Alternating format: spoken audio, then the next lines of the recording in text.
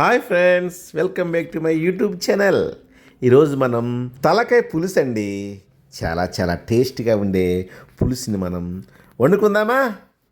ముందుగా మనం కట్ చేసుకున్న తలకాయ ముక్కలను శుభ్రంగా కడిగి పక్కన పెట్టుకుని కుక్కర్ పెట్టి తగినంత నూనె వేసుకుని పచ్చిమిర్చి ఉల్లిపాయలు బాగా ఎర్రగా వేగిందాక కలుపుకోవాలండి.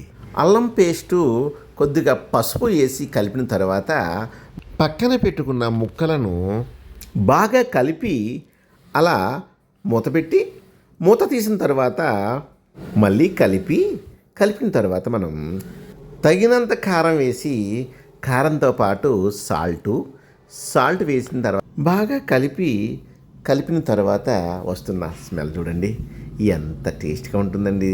నిజంగా లేత తలకాయ చాలా టేస్ట్ వస్తుంది మై డియర్ ఫ్రెండ్స్. తర్వాత బాగా కలిపి మనం గరం మసాలా వేయాలి మై డియర్ ఫ్రెండ్స్.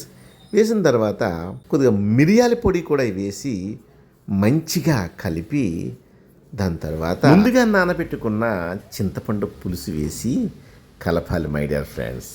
కలిపిన తర్వాత ఆ వస్తున్న స్మెల్ చాలా చాలా టేస్ట్గా ఉంటుంది.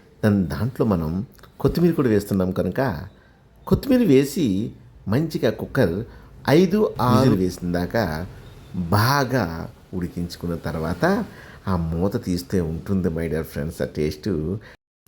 ఆ టేస్ట్లోనే ఉందండి దాని కమ్మదనం, ఆ యొక్క పులుసులో చిక్కదనం. చాలా చాలా ఇష్టంగా ఫ్యామిలీ మొత్తం తినే ఈ యొక్క తలకాయ పులుసు అండి. మీ అందరికీ ఇష్టమని నాకు తెలుసు. మీరు వండుకుంటారా? అయితే నా ఛానల్ని సబ్స్క్రైబ్ చేసుకుని లైక్ చేసి షేర్ చేయండి. Bye friends.